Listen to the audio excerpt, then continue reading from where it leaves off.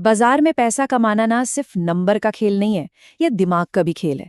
आज हम उन 4 साइकोलॉजिकल ट्रैप्स को समझेंगे जो अच्छे अच्छे इन्वेस्टर्स को भी बड़ी गलतियां करने पर मजबूर कर देते हैं।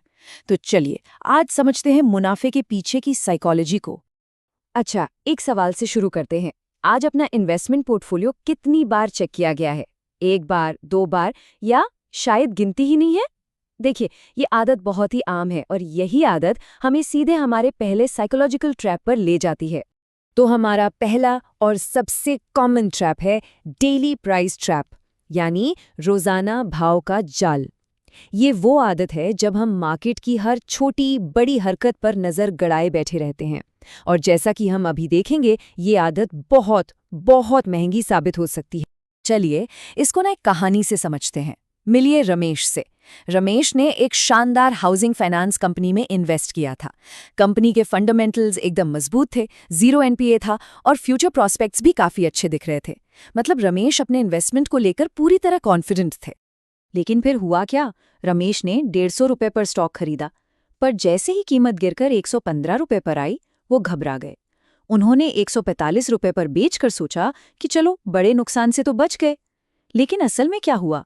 उन्होंने 200% का सीधा सीधा मुनाफा गंवा दिया, क्योंकि अगले सिर्फ 10 महीनों में वही स्टॉक 460 रुपए पर पहुंच गया था।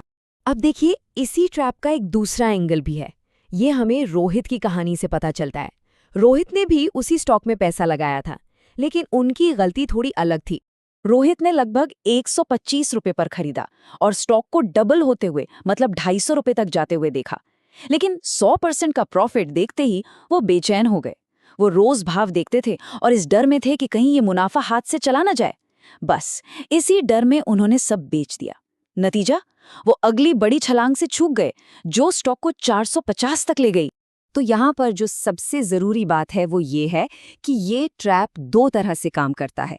या तो निवेशक डर के मारे एक अच्छी कंपनी को एक छोटी मोटी गिरावट में बेच देता है, या फिर वो इस डर से अपना मुनाफा बहुत जल्दी बुक कर लेता है कि कहीं ये हाथ से निकल ना जाए।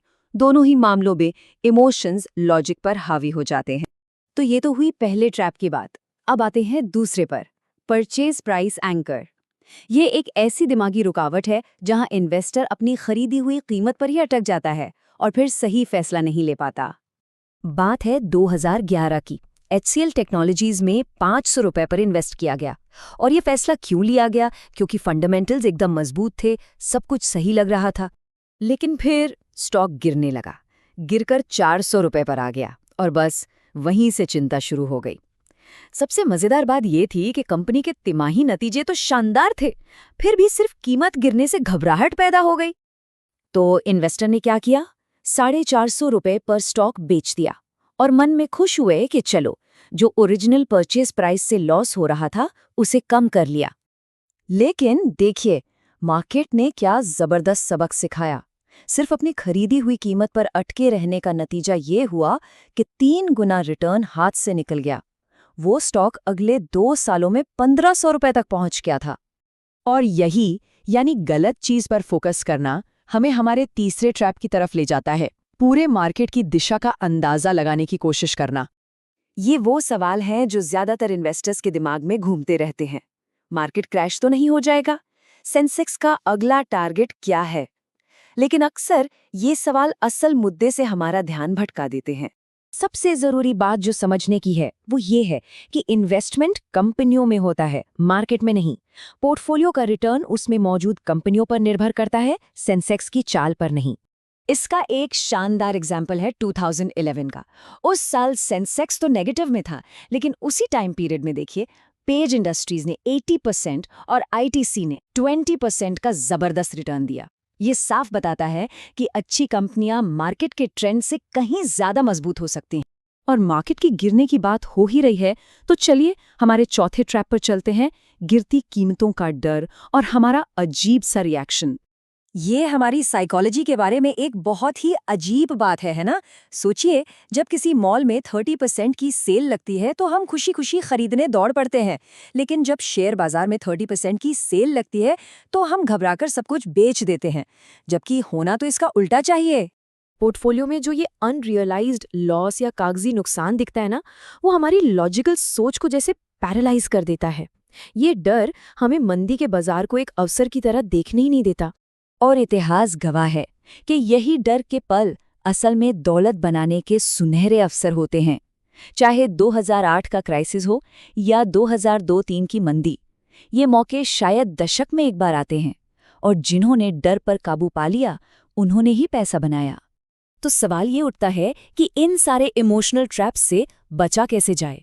इसका जवाब है एक सिंपल सा माइंडसेट शिफ्ट। एक छोटा सा नजरिया बदलना है बस। एक सट्टेबाज की तरह हर मिनट प्राइस देखने के बजाय एक बिजनेस के मालिक की तरह सोचिए। सवाल ये पूछिए, क्या कंपनी ग्रो कर रही है? उसके तिमाही नतीजे कैसे हैं? मैनेजमेंट का क्या प्लान है? रोज के प्राइस का शोर, उसे इग्नोर कीजिए।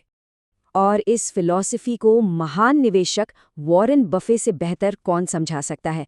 उनका कहना था, अगर आप किसी स्टॉक को 10 साल तक नहीं रख सकते तो उसे 10 मिनट के लिए भी मत खरीदिए। तो सबसे बड़ी सीख यही है, एक स्कोर कीपर बनने के बजाय एक बिजनेस ओनर बनिए। यही वो रास्ता है जो आपको मार्केट के उतार चढ़ाव में शांत रखेगा और लंबी अवधि में सफलता दिलाएगा। तो आखिरी सवाल बस यही है, क्या कोई सिर्फ स्कोर देख रहा है या बिजनेस में हिस्सेदारी ले रहा है? ये एक सवाल ही निवेश का पूरा नजरिया बदल सकता है।